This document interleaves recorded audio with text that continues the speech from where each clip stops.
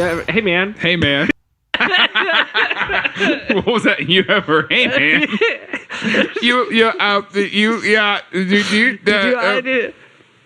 Hey man. What's up? Have you ever heard of John McAfee? John McAfee? Yeah.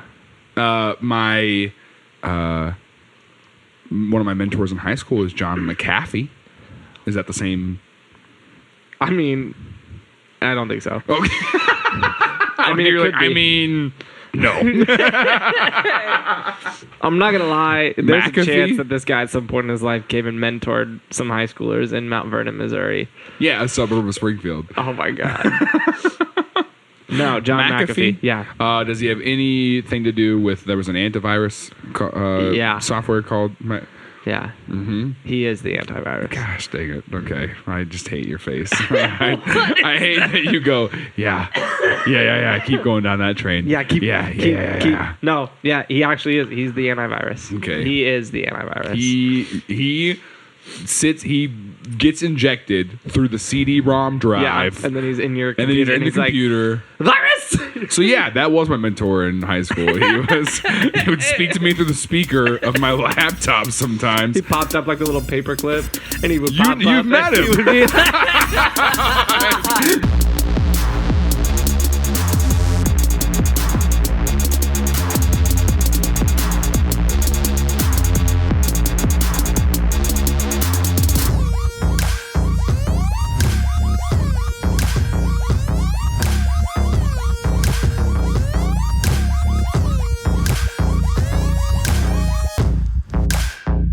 Things I learned last night.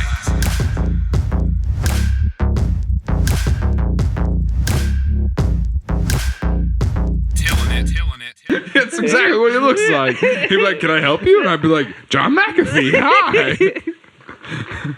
Did he ever tell you his name was John? Because mine never told me his name. Well, I guess I was just assuming. I was just like, that paperclip. That's a John McAfee. That's a John McAfee if I've ever seen one. Oh man. No, but yeah, John McAfee is he's the guy who invented McAfee, the antivirus software that I think like we've all. Are you serious though? Yeah, it's 100%. Oh, cool. Okay, all right. I was kind of right. Yeah, you were Nice. And so. Wait, are you serious? Stop. I'm 100% serious. I don't try. I feel like you're gonna do a whole 10 minutes where you're just making up something about this stupid antivirus software, and then later you're gonna be like, actually, no, it's not. You're serious though? No, I'm 100% serious. I was kind of right. You were kind of yeah. You were totally right. He is the McAfee antivirus guy. I don't know if that's ever happened. Man. God dang it! All right, I hope you're never right again. This is a good moment, man. Let's just sit in here for a little longer. Let's just let's just sit in this moment. It's kind of like, oh, have you heard of John McAfee? And it's not like a normal one. Like, we've done that before where it's like, have you heard of Bob Ross? And it's like, yeah, I've heard of Bob Ross, all right? John McAfee, come on, guys. This guy could have been the guy who, like, started the Civil War, you know? Or ended the Civil War. Or started an antivirus and named it after himself. Are you mad? I'm just saying it's not that hard to guess that maybe he was the guy who did the internet, the antivirus. The internet. This guy. We're talking about Al Gore? Okay, so I am right. Okay. You're right. Yeah. Cool. Yeah. Fiddle off then. Cool. See you later. Yeah, that was it. That's all we got. He created an antivirus. Gosh, if only that was all he did. John McAfee. Look at you building suspense. Quite possibly the most interesting yet absolutely terrifying man alive right now. What? Yeah. So here we'll start at the beginning. I don't know, dude. Like that kid that played Home Alone, you know, Macaulay Culkin, whatever his name is. He's still alive, and he's turned into quite the terrifying character. So, have you seen that guy? Yeah, he's got nothing on McAfee. I mean, he's weird. He was a cute kid, but he did not grow into it, you know? Fair. So I think I've had nightmares about Macaulay Culkin, whatever his name. We'll revisit Macaulay Culkin in a minute. Is he involved? No. Oh, dang it. Wouldn't that have been crazy? If I was like, okay, invented the antivirus. Also, Macaulay Culkin's dad. we'll see how you feel about Macaulay Culkin after we First learn of all, about it's McAfee. pronounced Macaulay. I don't think so. McAfee, Macaulay. Come on. I guess it's there. All right. Oh my gosh. No. Okay, so. Okay. It's terrifying. Terrifying man. Scary. He was born in 1945. Good. It's a good year. Okay. I'm trying to be involved. Go ahead. Sorry. He was born in England. Didn't live there very long. Moved to Virginia from England. Mm-hmm. Did he have an accent? Does he have an accent? He's still alive? No. Yeah, he's still alive. Cool. He doesn't have an accent. Moves in, has a relatively normal childhood, decent at school, claims that he never tried at all, but he got really good grades. But as you learn more about him... I don't even try. Yeah, that's whatever. Yeah, like, hey, man, I really like your outfit today. Oh, this old thing? I just put whatever... Hey, dude, good job. You're the valedictorian. You tried? You tried? Okay. All right, whatever, man. So that's kind of him. He had a pretty normal childhood, except for maybe not a pretty normal childhood. Well, I said that like he did have it was relatively normal, except for he had a dad who was not nice, pretty abusive, and his dad when he was in high school committed suicide. Dang. And so I think that messed him up a bit. Yeah. And as we learn more about his life, you'll see. I think it did. So he goes to college in Roanoke College, studying mathematics. Very, very bright kid. Really, really good at math. And he talks about his college experience the way a lot of entrepreneurs talk about their college experience. Like, you know how like Elon Musk or any other big entrepreneur who's gone and is that the only entrepreneur you can think of? Hey, I was drawing a blank. Okay, it happens to anyone. All the guys Jaron from Shark Tank, all those Shark Tank guys. Anyways, yeah. They talk about in college they started all these businesses and they're like, I was doing this, making money off this. He has the same college experience. He talks about his college experience, being a young entrepreneur in college, starting these businesses. The only difference was McAfee in college was selling crack cocaine. A solid business. Yeah, honestly, people are still looking for. Yeah. Well, I mean, this was in '67, so people really were looking for it then. Jeez. But he talks about it in interviews, and he's like, it was a legitimate business. He's like, I had to create a supply chain. I fill out invoices. Yeah, he did. He was like, I had manufacturing. I had to work with payroll. He's like, I had to run the financials, and he's like, I had to come up with a sales strategy and a marketing strategy. He's like, it was a legitimate business. Yeah. Developed a habit out of it. Estimations say that I earned a bunch of money, so a lot. I did. My business was pretty well, and honestly, it's because I hustled, because I grind. I grinded up that cocaine. So, yep. That's what they mean when they say grind. By the way, they're just like. I don't know how to use cocaine. I don't know if that was apparent in everything I just said. I hope it was. I hope no one at home is like, oh, Jaron knew exactly how to do cocaine. Jaron does cocaine. Yeah, it's going to be on the headlines. I think you put it in your ears. Oh, okay. Is it in this Jehovah juice? You just rub it on your wrist. You dab it on your wrist a little bit. Yeah. You rub it on your temple. You put a drop on the back of your neck. Man, my wrist still smells awful. Yeah, you get white women everywhere to sell it. Oh, my gosh. You gotta deal with payroll. You gotta deal with what's it called? Down. What's those called? Like when people join your team or whatever. Your pyramid schemes? Downflow or whatever. Oh, downflow's not right. I don't know what you're trying to say. You know what I'm saying? Yeah, pyramid schemes. When people are like, schemes. Yeah, you're in my downflow, downstream. I don't know. Go ahead. Anyways, so he graduates in '67. Decides to leave the cocaine business behind. He passed it on. Passed the torch. Theoretically, he says he did. You can't say for sure about anything with this guy. Yeah. As you'll soon find out. He then goes on to develop. Did he call it raising cocaines? Gosh. Because they're still going, They changed their name. Yeah, they should be a little more it. subtle. It's not the '60s anymore. people all about like, oh man, Popeyes or Chick-fil-A, but Raising Cane's over there, Cane's. like we don't even care.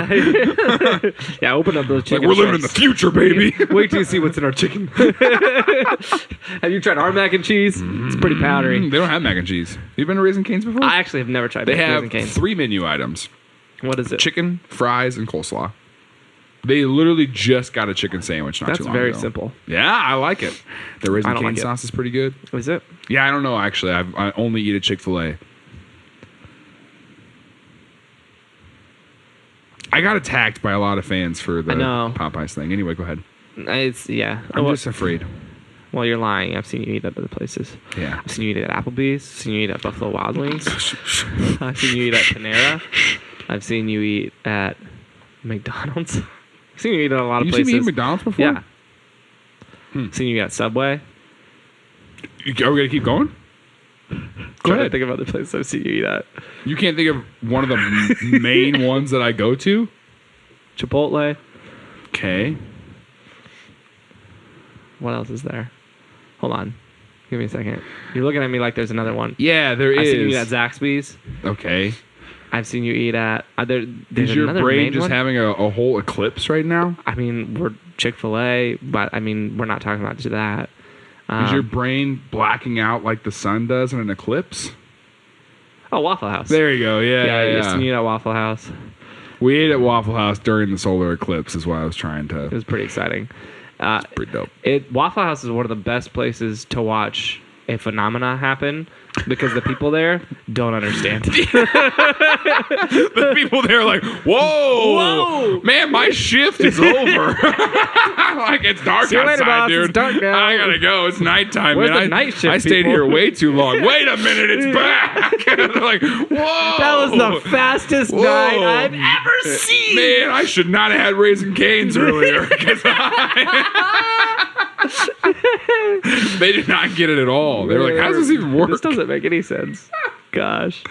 They were like, if the Earth is orbiting around the moon, and you're like, wait a minute, hold on. Wait a Hold second. on. Did someone turn the earth Hold over? on, Teresa. Maybe. Like, take a step back. Gosh.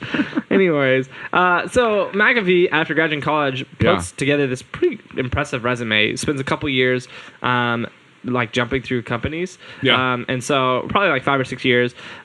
Listen to this resume he puts together. Works for NASA as a programmer. Works for Univac again as a programmer. Xerox as an operating system architect. The Computer Science Corp as a software consultant. Booz Allen Hamilton for a couple years. Lockheed, which is like the government's like technology firm, which he talks about that as like he's like it doesn't really make sense that I got clearance to work there because they have like a very intense like process where they question you and make sure like there's nothing in your background that's like really weird. And he's like, I was really honest with them. He's like, they asked some questions. And I was like, I was dealing cocaine for all of college. He's like, I sold cocaine and manufactured it. And he's like, it only took a couple days for me to get security clearance with some of the highest like technology in the... Because the person interviewing him was like, dude, like, you still got some? Or like, you got... I mean... So he worked NASA. Yeah. For the government. Yeah. For... Xerox. Yeah, Xerox, Univac. Best Buy, working at Geek Squad. Quite the resume. Like, Quite the dude, Radio Geek Shack. Squad, bro. With those, he drove that little bug with the Geek Squad logo on the side. Man, shameful.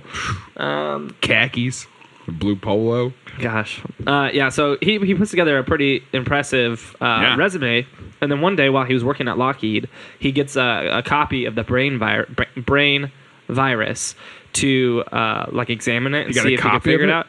Yeah. So is that how that's transmitted? Yeah. So for a while, viruses. Here's how viruses worked for a little bit in like the 80s.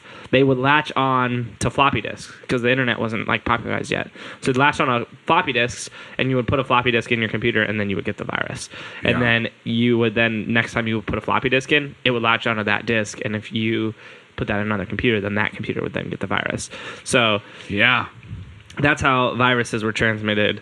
So he gets this copy of Brain, which was like the first real big virus ever created, and it's called Brain. It's called Brain, and so he was tasked with trying to figure out like what to do about it, like if it was possible to fix it, and so he gets it. And overnight, he writes the McAfee software, the antivirus software, and then leaves Lockheed, starts a company, names it McAfee, and starts selling this antivirus software. Literally overnight. Like, just like, it's like, peace out. Cool. Yeah. Yeah, and so, like, takes the contract he was supposed to do for, like, the work he was supposed to do for his job, and is like, peace, I'll start a company with this info. Yeah. And so...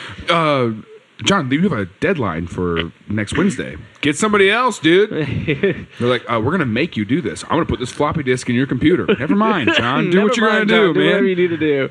Yeah, so he leaves, and he does something that's a little shady, but also kind of genius. So, hold on. Do you know enough about the brain virus? Are we going to get into that? No. So, I'm more concerned with McAfee himself.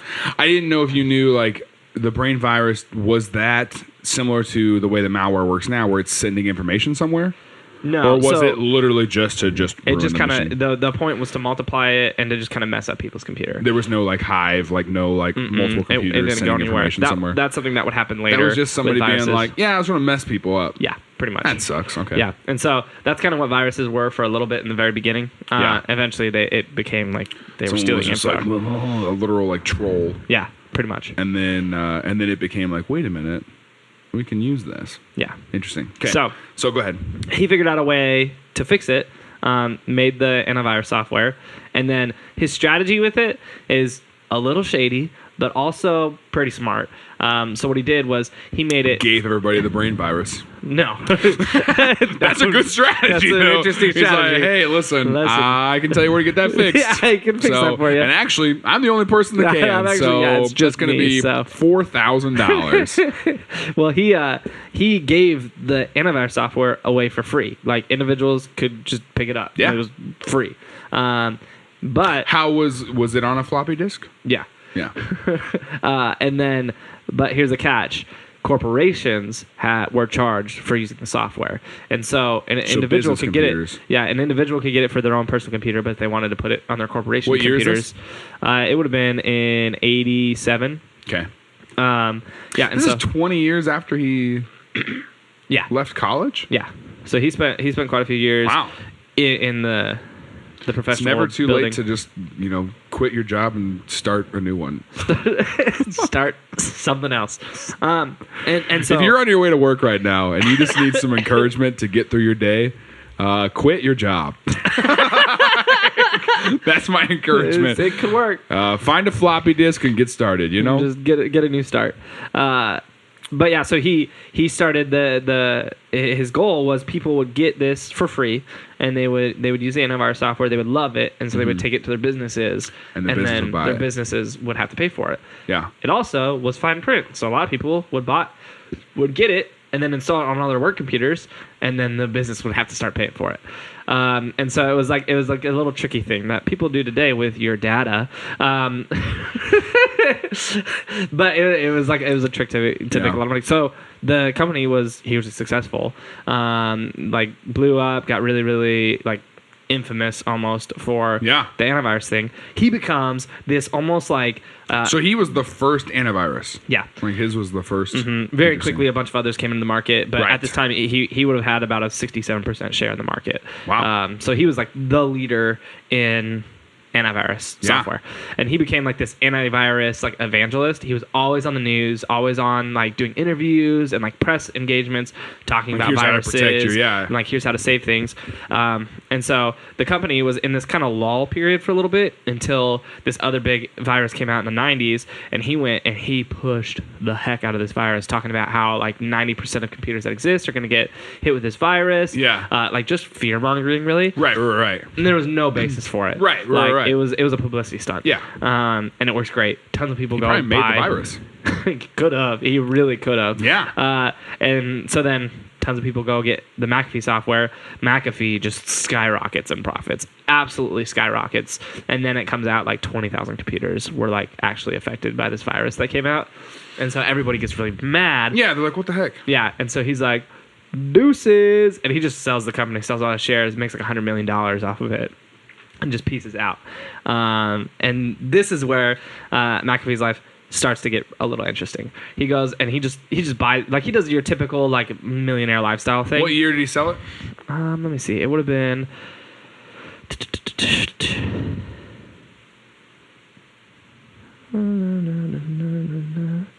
Do computer viruses still exist? Yeah. Because I have a Mac, so I just never worried about it. Yeah. There's viruses out there for Mac now. Yeah, I just pretend that there's not. That's good. It would have been 94. That was a big selling point for Macs in like the early 2010s. Yeah, I remember. Where they were like, you can't get viruses. You can't get viruses. No one's making viruses for Macs. It's like, okay, because not enough people use Macs. Yeah, and it was like now, so you don't have to worry about buying an antivirus software. So instead of buying a computer and paying an extra $50 for antivirus software, you can pay an extra $700 to get a Mac. Yeah, you can buy. That's genius. Yeah, but everyone did it. Now, if I see someone at Starbucks with a Dell laptop pulled up, I go, that's a poor person. You suck. I said, you should not be at Starbucks. Like, you can't afford this $4 coffee. Go to McDonald's. Yeah, you need to be at McDonald's. Yeah. With your Dell laptop. Oh, my gosh. So he goes. I'm not worried. No one's listening to this on a Dell laptop. They don't have functioning speakers. So I'm not worried at all. Speakers. Yeah. You got these. Don't touch my cup with your bronchitis hands. With your bronch fingers. Bronchitis is not contagious. I used to have bronchitis a lot. I know a lot about bronchitis. Okay, first of all, so got my tonsils taken out because of bronchitis. So, and I will not let. I'm not gonna get bronchitis because I have a good antivirus software installed. All right. I also have a Mac. Oh my gosh. So whatever, man. Get your gross hands off my cup, though. Really, just aggravating me today. All right, you know what's bothering me? What? Look at your camera right now. Okay. Do you see how one ear is in the hat and one ear is out of the hat? Imagine trying to focus on this stupid podcast while looking at that the whole time. I'm just looking at the top of your ear. What do you want? I want you to wear hats like an adult. I want you to wear hats like an adult. Please. You want them both in? God, you look like a youth pastor who's trying real hard. Please put your ears both out? No, please leave them like that. That's really dumb. Please do that. This is worse. Oh, man. Like that. Why don't you just tighten the hat up a little bit, man? No, because it hurts my head. You're not supposed to. Are you supposed to wear the ears in the hat? I don't know. I don't think so. We need to make a poll. I saw a guy doing it the other day, and I literally went, ugh. So I assume that I think it depends on your ears. I think it depends on your ears. Yeah? If you have high ears, I think they need to be in the hat. High if you have low ears, then you can wear them out. Because if your ears are high, look, they stick out. You have low ears. I have higher ears than you. What? Yeah. No. Relative to the top of your head, your ears are lower than mine.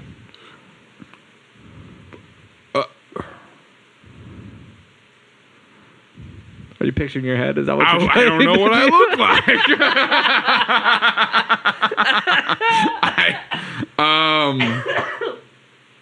like. Okay. Do I have low ears? Hold on.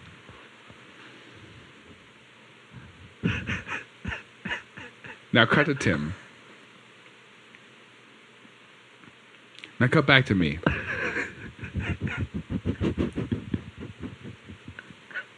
Now cut to Tim.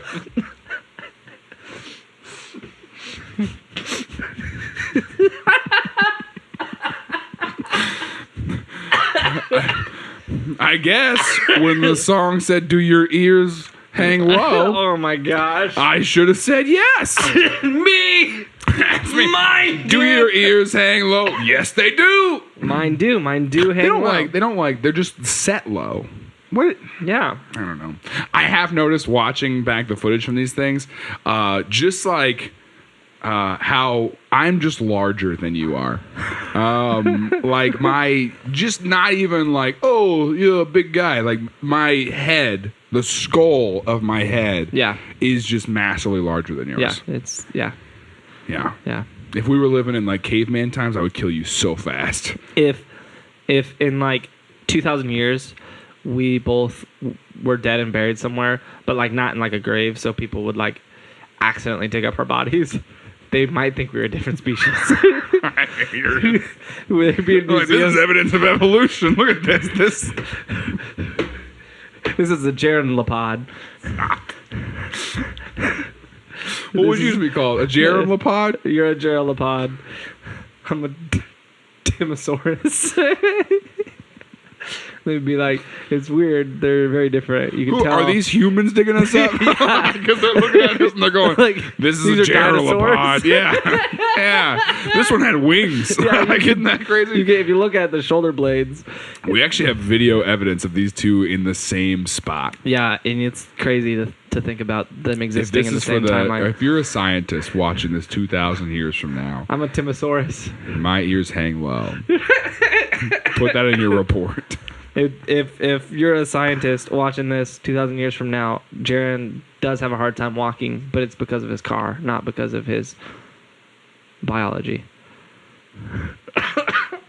What did that sentence mean? I have a hard time walking? Yeah, because your car. Oh, my back problems that I have? Yeah. I thought we were keeping that private, Tim. I didn't. I have back problems. I'm 25. Don't worry. Anyway, it's because I have a heavy head, okay? You try carrying around 120 pounds on your shoulders all the time. This is where all my weight is, all right? Yeah, my friends had a baby the other day. You're supposed to hold the head because you can't support. Right. I understand. I know how to hold a child. Hold the head. Me? Yes. You'll feel better if you just do that all the time. Okay. So John McAfee, after he sells his shares of McAfee Associates, the company that he started, he went out and bought. I just can't. He went out and bought just a ton of houses. Like I do feel better. You do. This is pretty good. You go back into your chiropractor next week. You're like, yeah, you know what? Yeah, actually, I feel a lot better. My friend told me. Well, actually, I'm fine now. If you could just stop doing anything, I feel great. I don't need you anymore. I do feel. Will you hold my head, please? All right, go ahead. All right, so John McAfee bought like 11 houses all over, like these exotic places. Yeah. He bought them in like on the beach, in the mountains, in like the deserts of New Mexico, like all these exotic multi-million-dollar homes. Yeah. All these incredible cars. He was buying planes, like just blowing through his money. Can you like do that thing with? There we go. There we go. That's nice, isn't it?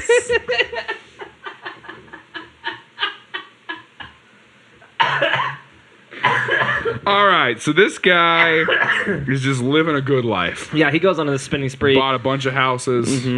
Private planes? Yeah, private planes. Like living your stereotypical like dude who just made a ton of money out of nowhere lifestyle. Kind of under the radar for a little bit, and then in the early 2000s he comes back out into like and starts being a little bit more public, and all of a sudden he is now a yoga guru. Who has this like compound in the Rocky Mountains, and he's inviting people to come live there with him in his yoga compound and come learn from experience the magic of Jehovah Juice and yoga with John McAfee. So he writes 4 books. The new antivirus for your soul. Oh gosh.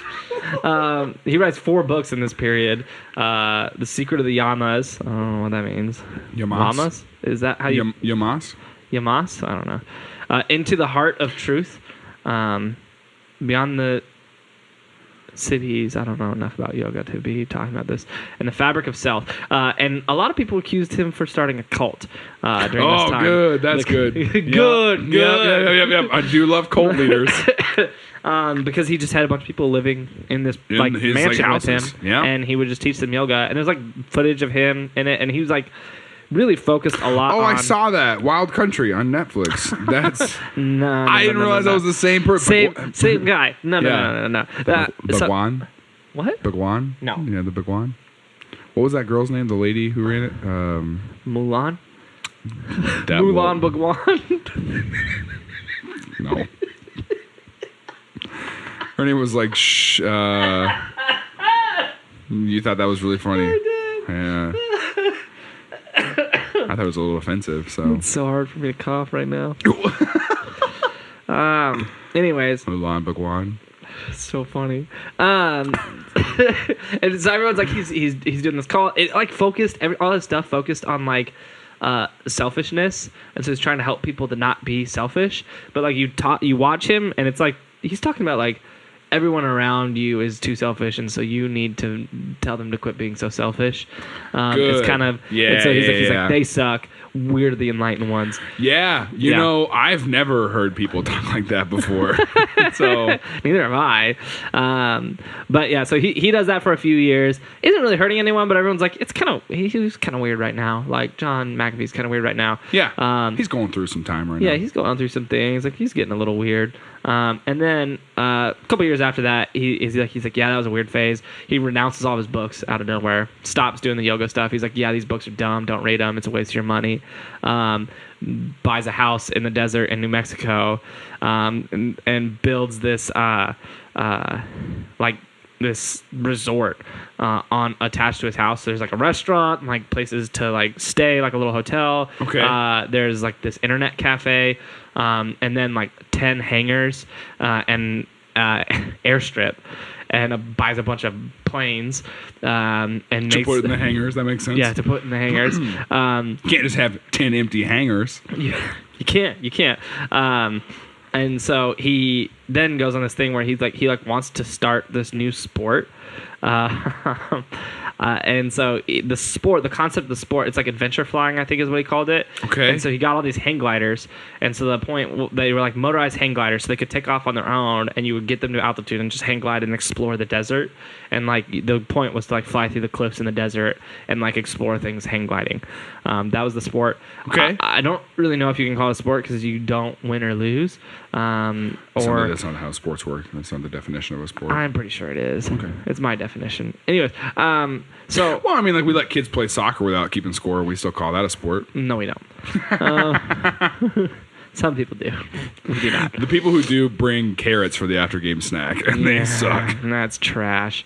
I'm bringing Give me the Cheetos for my fruit kids. roll-ups. Yeah, Cheetos and I want something gross. He invents a sport, and apparently a bunch of people think it's a good idea, and so a bunch of people start staying in his resort to go fly with him, and he starts this flight school. He starts giving people lessons on how to fly these hang gliders. He hires his son to do the same, so his son's giving people family business flight lessons. Yeah, sounds like an honest way of making money. Yeah, the thing was, neither of them know how to fly. Yeah, so I was just thinking, though, where did they learn? They never took flight lessons. They on the books have less than 30 hours of experience flying. Good. When they opened it, and then they just started giving people flight lessons and invented the sport centered around flying. Did you see the video of the hand gliding thing where the guy didn't get strapped in properly? No. Have you not seen that? No. And he's like literally holding on to gosh. He's flying tandem with the instructor guy or whatever. He's literally holding on over like 1,000 feet. Gosh, that's terrifying. Yeah, I don't like that. Stressful, man. Yeah, so this is like a little different. It's not that stuff where you strap it. There's seats. It's got a motor. Like it takes off. So it's almost more like a really crude airplane. Okay. But he doesn't know how to fly. Yeah. Like, I mean, clearly he kind of knows, but he's not licensed. He's figured it out. He flew and landed. That's enough for me. Yeah. I'd be like, teach me how to do that. Yeah, so he's doing that. People are coming and paying. You don't got to know how to drive a go-kart. You're right. So at one point, does something become an airplane? Well, okay. So the progression of cars goes one of those little pedal cars, where you just pedal, and then it goes to Power Wheels Jeep. Oh, right? Yeah. Moves to Power Wheels. That's where you kind of learn your fundamental. Then you go to go-kart. Yeah. All right. Then you go to riding lawnmower because there's danger involved. There's blades. Then from riding lawnmower, you go to a John Deere. Oh, okay. One of those. That gets a little bit more. One of those little gators. Yeah. And then you go to Ford Ranger because that should be everybody's first car.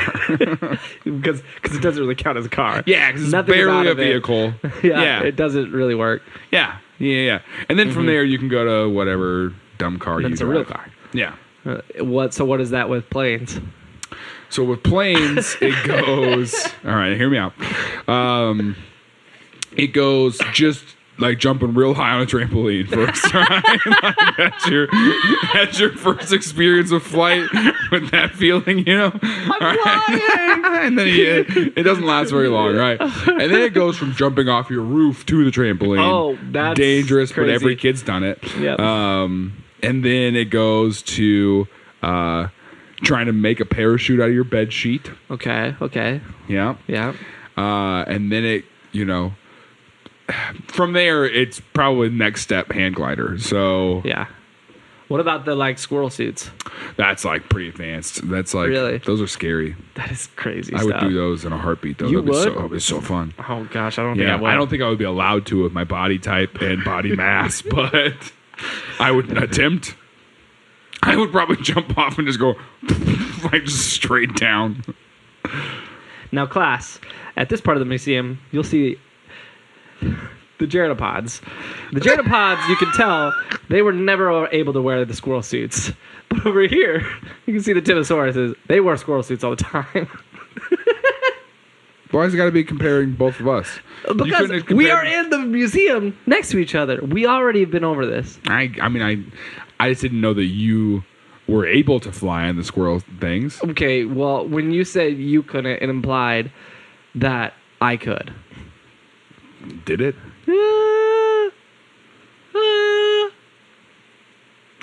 I mean, I can't chug 2 gallons of milk in a row, can you? Yeah. Whatever you can't do, I can do.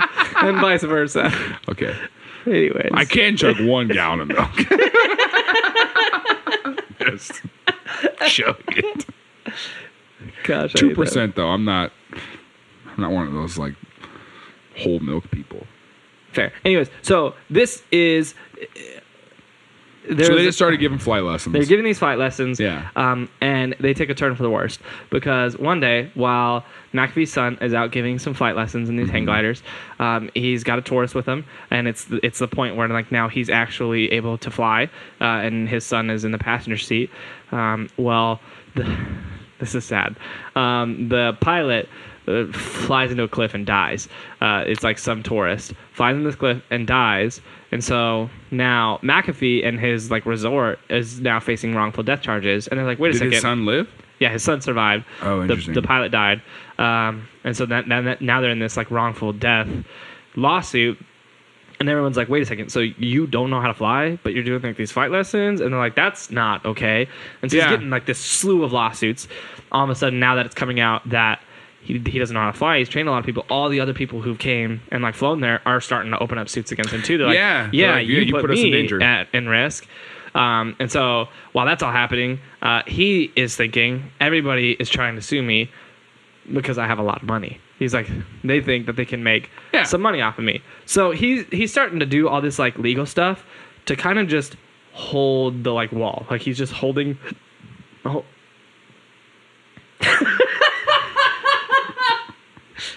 He's doing what you did with all that stuff happening in your stomach right now. Like, did you just eat Chipotle today? No, but I did make Mexican at home. Yeah, you did. So yeah, I did. And you were like, he just hold the wall. Hold. Good. I'm all right. I'm all right. I made it. I survived. I'm all right. Close one. Hey, where's the nearest sue my restroom? stomach for wrongful death. But he's just doing all this legal stuff to just kind of hold it back for a little bit. Yeah. And then he gets lucky because the 2008 happened, and so the 2008 the housing crisis hit. Yeah. And he obviously owns like 13 multi-million-dollar homes, so he sees it as an opportunity. So what he does is he goes to the media and acts like he bought all those homes to flip them, like everybody else who got screwed in the housing crisis. And he's like, and I bought, like, he's like, all these other people are buying like $300,000 homes, flipping them, trying to make a profit. He's like, I was buying multi-million-dollar homes, flipping them, trying to make a profit. So he's like, what's happening to everyone else? It's happened to me on a greater scale. And he's like, so I'm on the verge of going bankrupt. And so he's like, does all this press stuff. And then what he does is he holds this auction at his New Mexico estate to try to not go bankrupt. Really, he's just trying to make a lot of money. And so what he does is he just auctions off literally everything he owns. All those homes, all the planes, all his cars, everything he owns, his art, everything, makes a few $1 million, and just pieces out to Belize. Like, he's just like, peace, I'm going to Belize. So just escapes all of these charges. I don't believe it. That's crazy. And everybody believed him. Everybody thought that he legit was like, they were like, he oh, was that poor broke. guy. And so everybody came in and like bought some stuff. And he just took it and pieced out. Totally lied about it all. Just saw it as an opportunity to make a lot of money and get out of the country. And so he was able to escape all of the suits he was facing, the lawsuits he was facing. And the sues. There's a lot of sues going on right now. There's a lot of sues coming after me. You know those sues. I know them. They're all like, hey, I have some. My name. Just go to juicebysues.com. Juicebysues. McAfee, we can partner antivirus. It just makes sense. This was gonna Susan you right up, you know. Susan you. So he's running from all these lawsuits. He buys this giant property right on the beach in Belize and builds this compound, like straight up walls around it, compound. Multi-building, big dock, and he's like, I'm just going to live in Belize now. This is my new life. And so he starts a couple small businesses here and there, eventually starts this pharmaceutical company. I tried to build a wall outside my apartment complex, and they did not like it, you know? I was like, listen, I'm trying to hide from some people. I was like, I've done some sideways, you know. There's a lot of sues out there looking for me. A lot of sues, you know, and I just got to lock this stuff up. And my apartment complex was like, nah, it's against our code. Like, you actually signed the document that said you wouldn't build a wall around. Do that. So. And I was like, I'm going to make them pay for it. Okay. So he starts this pharmaceutical company and starts like releasing all these like kind of sketchy drugs, but like it's Belize, so they don't have as tough sketchy regulations. Drugs? Yeah, like pharmaceuticals. Yeah. But he's like selling them in Belize. Well, while he's doing this, he gets addicted to meth. Well, we would probably call it meth because that's what it is. He didn't. He wouldn't call it meth. Because I guess technically it wasn't quite meth. Like it was, if you tested it, it was similar to meth. It had similar effects as meth, but it wasn't meth, so it was still legal. Like it was what it was not meth. It was legal for consumption. It was legal to own as much of it as he wanted. And he would do it. And it had some very weird effects. Like it did kind of what meth did, but it also was described as being like a ridiculously potent Viagra. And so he got really into that. Like really a ridiculously potent Viagra. Yeah. So he got really into this, like, and he was inhaling it, he was smoking it, he was injecting it. However he could get this into his body, he was doing it. Putting it in his ears. Yeah, just pouring it in his ears. Everything he could think of. Got really, really into this meth. And he was pretty open about it. He would go on forums and post on forums about how great it was. Be like, what's up, guys? I'm just messing around over here. You know? Yeah, he wasn't even trying to make a meth. He just lost all his teeth because of the, because of the not meth. Because of the not meth. What's up, guys? I'm just messing around. And so in that process, he just starts like meeting girls and having girlfriends and like telling them to move into his compound with him. And so he ends up having like 25 girlfriends. Ends up like at his compound and living in his compound. Can you imagine if like not even like your daughter, because people always go that, but if somebody you knew, just even loosely, somebody from your high school, was like, I just live with my boyfriend in this compound in Belize. You'd be like, oh yeah, cool. How's that meth life doing? You know? Yeah, you would see that. Yeah, you'd be like, that's some R. Kelly stuff.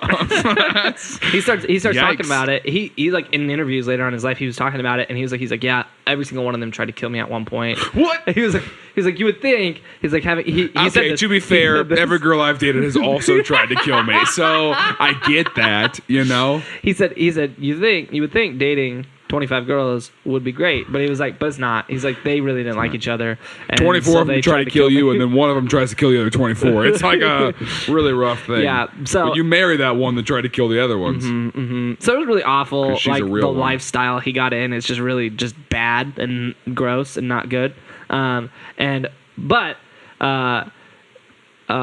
while he was dating one of these girls, they were like, hey, there's this gang in the next town over, and they've got a hit out on you because I guess like the pharmaceuticals he was making was stealing some of their drug market. Yeah. And so they were like, they wanted to kill him. And he was like, well, that's not good. And he's like, I should tell the police. And then he goes and he's like, there's no police in that town. So he did what anyone would do. And he bought a building and started a police. Just created his own police station and hired some people. In that town? In that town, yeah. Just built his own police station and put him on payroll for his pharmaceutical company and just sent him out on patrolling the town to be the police. Didn't talk to the government at all about it. Just was like, we're just going to have his own militia, essentially. Yeah, essentially. And the people he hired were dirty cops from Belize City. Perfect. Yeah, and so he's like, hey, you guys got fired from being cops? Come work over here. Come over here and be a cop. And be cops. Yeah. So, and then he was like, it'd be kind of fun to be a cop. And so he just starts patrolling too. He's just like, yeah, I'm a cop now. And he just does it also. And so he patrols. There's a story of him pulling over this car thinking they were drug lords. Turns out it was just a car full of elderly people. But he's just living this cop, like, creating his own law. Never got trained. No, literally no credentials, nothing about him was like, yeah, you could be a cop. And he's on meth the whole time. He's just like, he's like, pull over your vehicle. And everyone's looking around like, what vehicle? Just people walking. There's no vehicles. He's like, stop running away. And they're like, I'm standing still. Like, what are you talking about? You handcuffed me 5 minutes ago. Are you okay? Like, so he goes, and then he hires some of these cops to do security in his compound. Obviously. But he didn't have enough. So he's like, I need some more people to run security for me. So he goes, I need as many cops as I have girlfriends. One cop per girlfriend. One cop per girlfriend. So he goes and he hires a bunch of gangsters, like literal gang members, to run security for him. He hires a guy who was a known hitman who had been convicted over 100 times to be his a guy on security for him, and there's pictures of him with this ragtag gang of people on his dock in Belize, and it's like him with his sunglasses on and shirtless, and then everybody else has all these guns, and it's like your stereotypical Bond supervillain is what he looks like. Jeez. Like standing on this dock in Belize in his compound, like dogs everywhere, like all these like pit bulls and Doberman pinchers, like just crazy. Like this guy is becoming a full-blown drug lord. Imagine working with him like when he's coming up with that antivirus thing and being like, yeah, this guy's just a big nerd, just figured out some. And then like 40 years later, you're like, like 2000. It was in the early 2000s. So Facebook comes out, you're like, oh, John, you add him, and you're like, John McAfee, oh, John, I remember that guy. And you're like, whoa, what? That is not the person I remember. Because here's the thing, is that my ex-girlfriend? Because he was super open about it. He would post everything on Twitter, Facebook. He'd be like, what's up, guys? Just killed the rival gang member today. Yeah, there's videos. Shot him in the face. Like he's got videos of him doing cocaine, like on his Facebook. It's like, bro, you're a crazy person. So he's just living this crazy lifestyle, like pretty much a drug lord. Good. But technically, it's not an illegal drug, so it's like you can't do a lot about it, But in the late 2000s, like 2009-ish, there was enough or 2010, I think, there was enough evidence for them to be like, we're pretty sure something sketchy is happening here. And so there was this this unit in Belize called the Gang. They didn't think that when he built compound walls? That would have been the first time, like, something sketchy is going on over there. You're doing something weird. No, but there was it would have been in 2012. The Gang Suppression Unit, which is like basically like an FBI type unit in Belize, raided his compound. And so he ended up, he had like a hideaway room, so he hid, didn't get caught.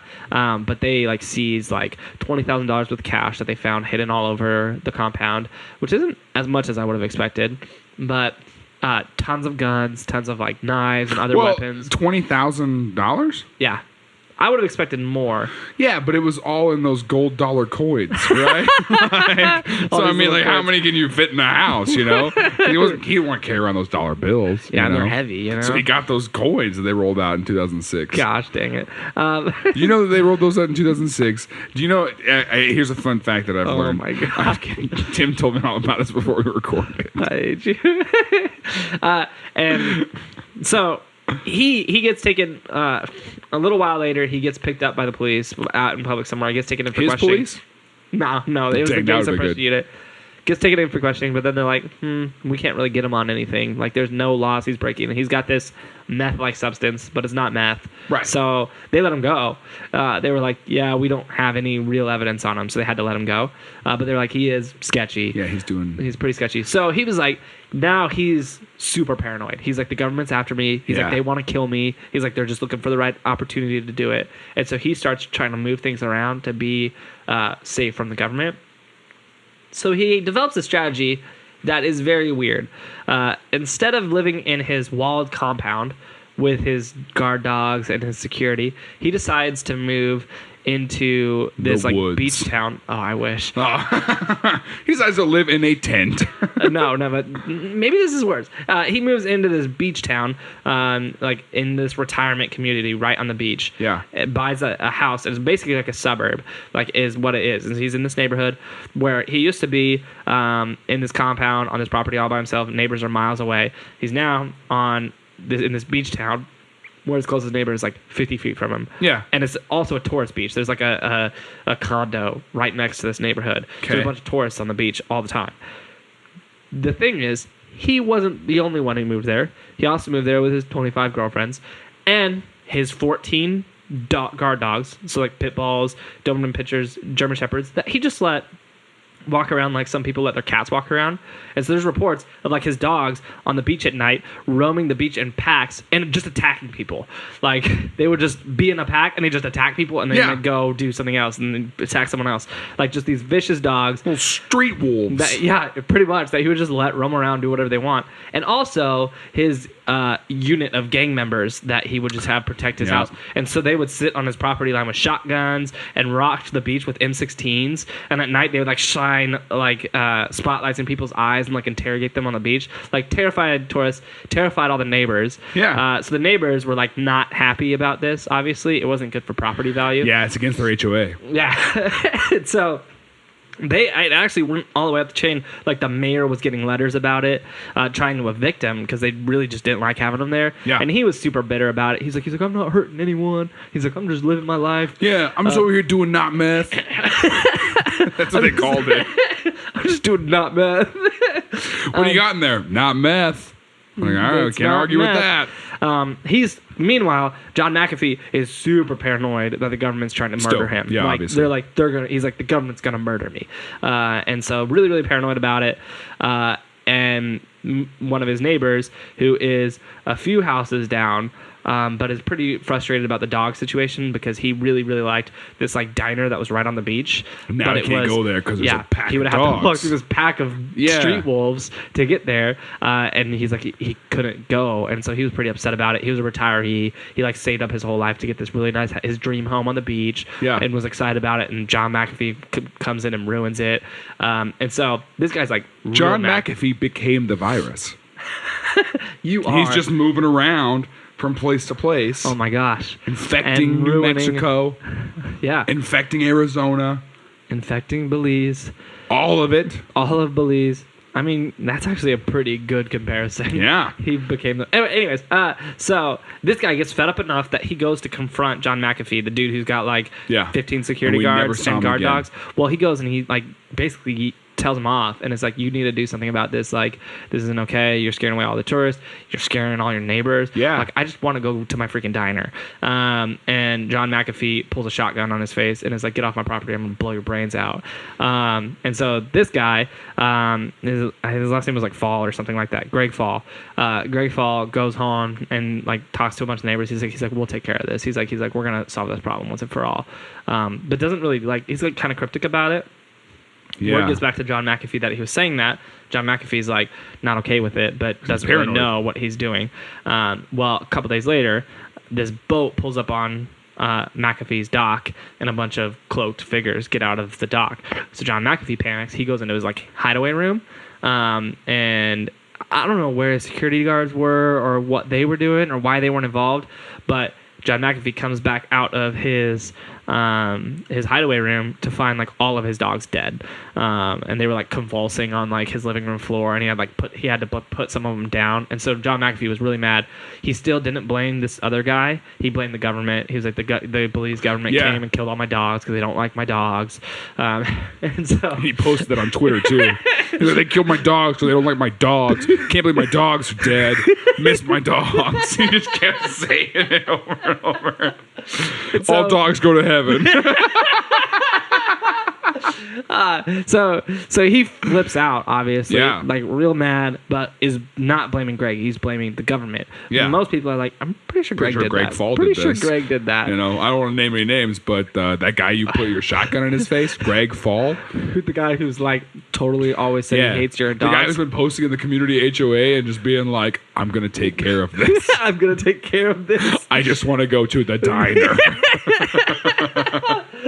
The next day, Greg Fall's sitting there like that, like you know that John McAfee's out in his front yard, like no, and Greg Fall's just like flips the paper open. And he's like, "Can I have more coffee, please?" Just freaking owning the place. Love this diner.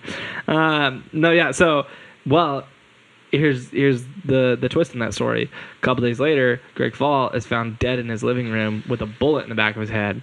In the back of his head? In the back of his head. And there's no sign of like entry or anything in his house. They didn't steal anything. Well, they took his phone and his computer, but that's it.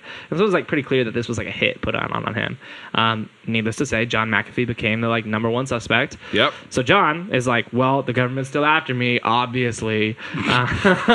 Can't believe why. So he goes Can't believe why. Can't believe why. So he goes on the run and flees to Guatemala to seek asylum in Guatemala, where eventually he's picked up by Interpol, and they're like, you illegally migrated here. He's like, I'm seeking asylum. He fixed Guatemala out of places to go. Guatemala.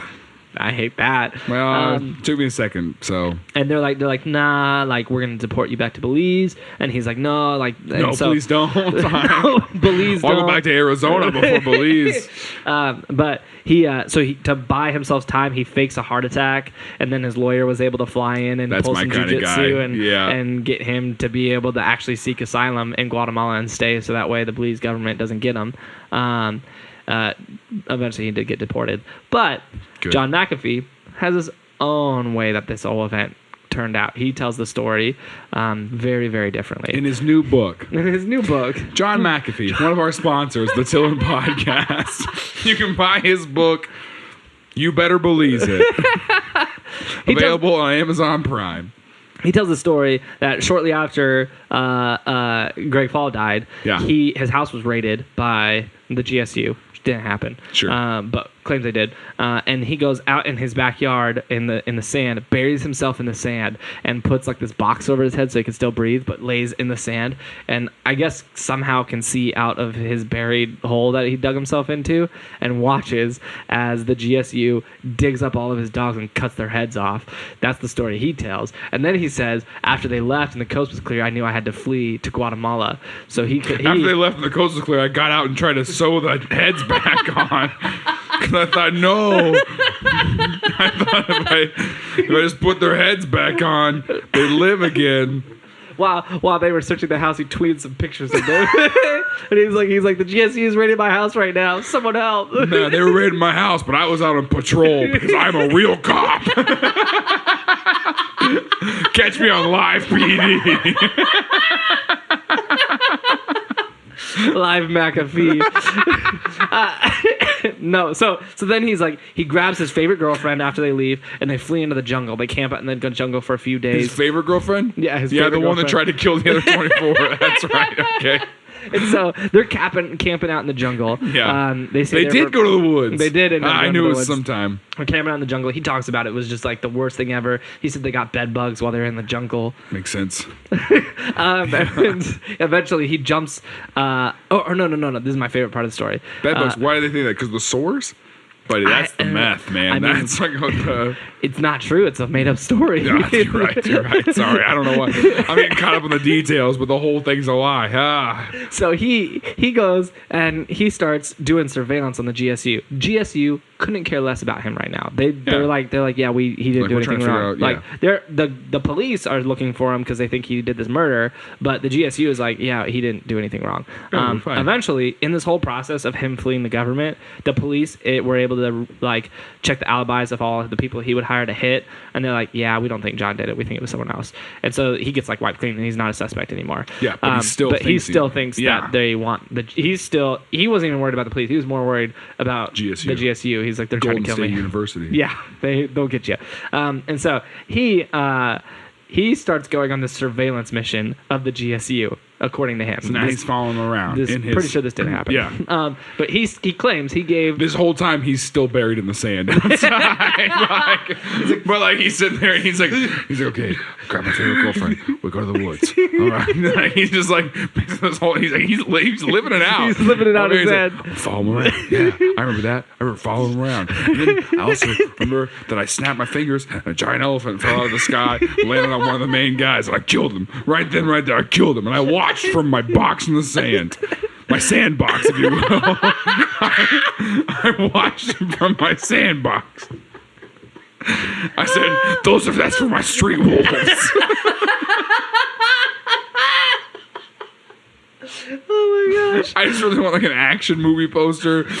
John McAfee in Street Wolves. Street Wolves. So what he does is he starts doing this surveillance mission on the GSU, and he figured this is going to be interesting. This is not real. This is his story. Well, the things that he says happen are not real, but he did try to do this. God, it's kind of like whenever you thought the government was following you, and you say that the government was following you, but like they weren't really following I mean, it's kind of like that. If John McAfee's story was true, then yes, but John McAfee's is false. No, so John McAfee, he was like, this is gonna make an interesting story. So he calls up Vice and was like, hey, you should send a reporter down to follow me around right now while I run from the Vice police. is like, we literally this is actually what we've been waiting for. We started Vice and we were like, okay, what do we write about, guys? And someone was like, John McAfee, and someone was like, we don't know where he's at right now. So we're like, okay, well, let's write about a bunch of different stuff. And then John McAfee reaches out. We're like, this is what we started Vice for. Exactly. And so they ship a couple. I know 100% that what it feels like Vice. Like, I mean, anybody can get a Medium article and a Vice article. Exactly. So they ship a couple of reporters down, and the reporters just follow him around while he's running from the Belize government. Yeah. And they're just like documenting the whole thing. And he's like, they're gonna make movies about this. He's like a 6-year-old kid, like just like leading him on this like fantasy journey. He thinks he's gonna be a legend or something. Yeah. And so what he does, the cops are on lunch, and he's like in line with sunglasses, waiting for. He's like looking over. He's like, they don't even know we're here.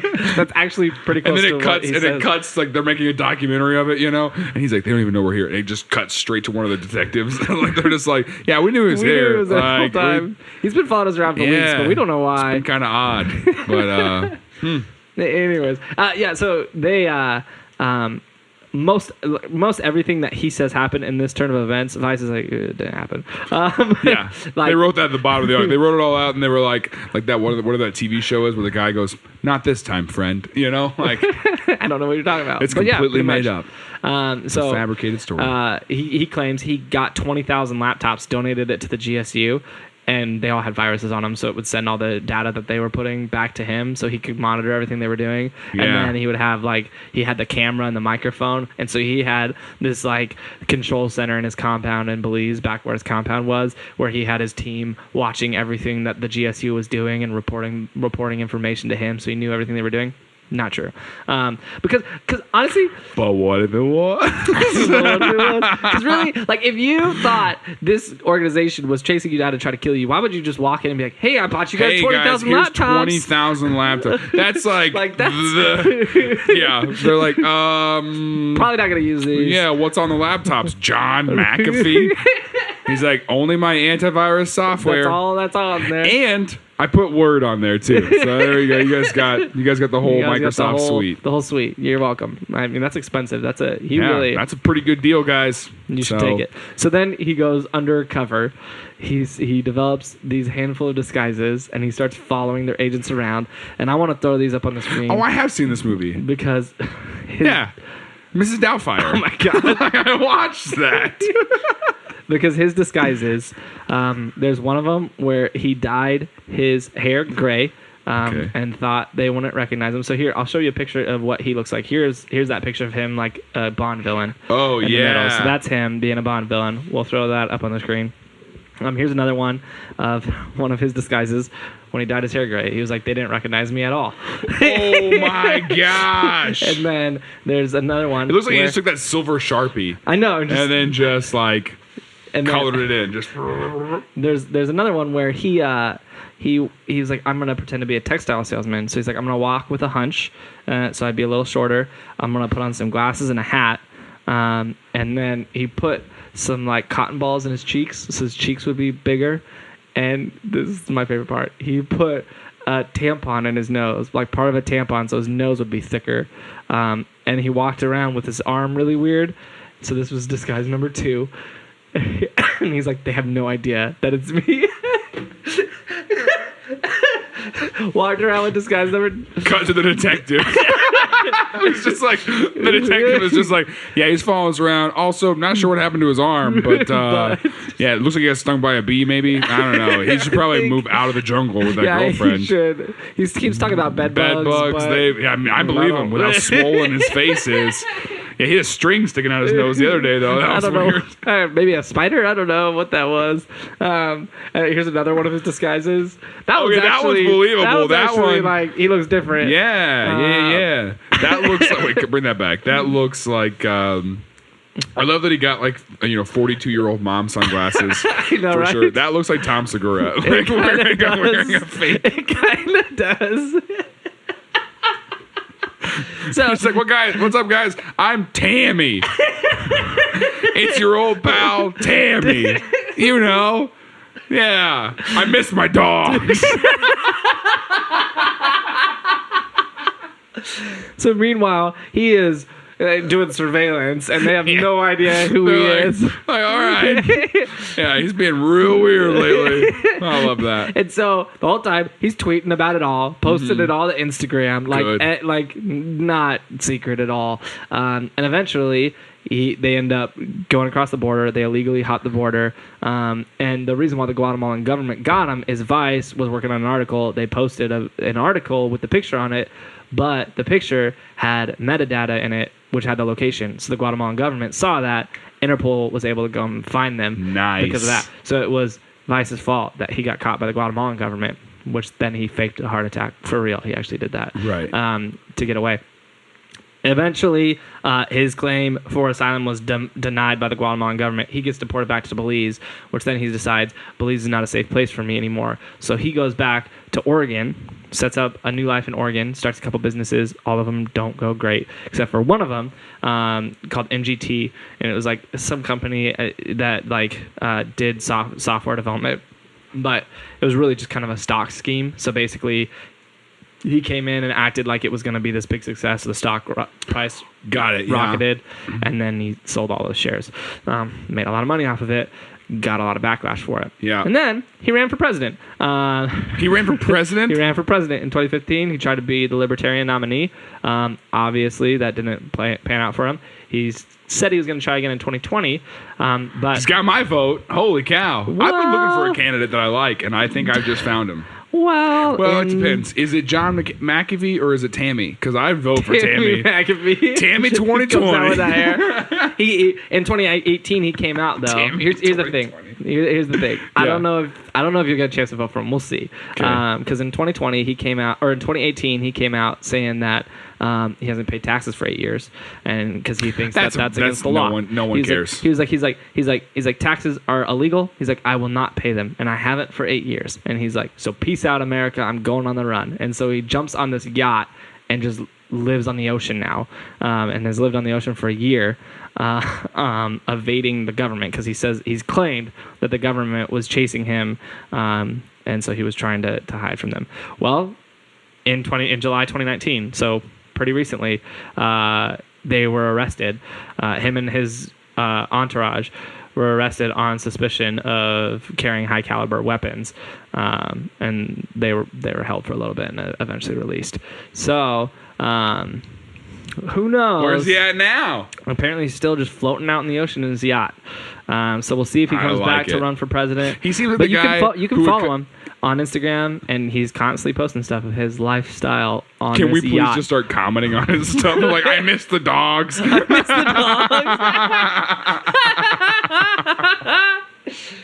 Honestly, Where are the street wolves? where's the street wolves? Hey, he might kill you. I don't know. Or hire someone to do it. Give me a second. I'll think of something. Keep talking. But there's a lot of other smaller stuff that happened in his life. He got poisoned once, and like was in the hospital for a couple of days. Nobody knows who poisoned him. Like crazy stuff. Just this lifestyle that's like, what? How did you end up living this way? So interesting that in 2017 they started making a movie about him, and Michael Keaton is going to play him in this movie called King of the Jungle, and it's about his run from the Belizean government. So he was and like, I hope it's his version of the story. Yeah, he was like, yeah, it's gonna be made in movies. And he is stoked. He goes, now I'm living out here on the boat with with my new dogs out here on the ocean. We're called the Pacific Puppies. Oh, there goes the Pacific Puppies. Yeah, and It he's took me a little bit to think of it, but we ever got since it. he moved to Belize, he's just always traveled with this group of people that carry rifles and high caliber weapons. They're just hanging out. They don't even have bullets in them. They're just They just like, think it's cool. they're not even real working guns. They're just like, yeah, we got them.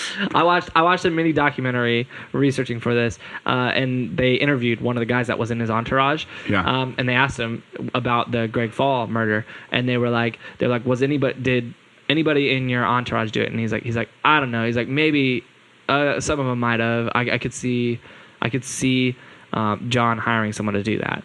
And he's like, do you think John did it? And he's like, John couldn't do that. He's like, John did not do that. He's like, I've seen John with a gun. He has no idea what he's doing. Good. And so, but yeah, so that's John McAfee, one of the craziest people, scariest, but also crazy. Well, it's pretty interesting. Maybe president of the United States. Man, I don't know, dude. What do you think his if Tammy 2020 happens? Yeah. All right, what do you think? And Tammy wins. Yeah. All right, what do you think? The walkout music when she announced. Gosh, I don't know. That's scary. Yeah, you don't think it'd be fiddles? Oh. Oh, fiddle off that guy. That's good. And David's sitting over there like,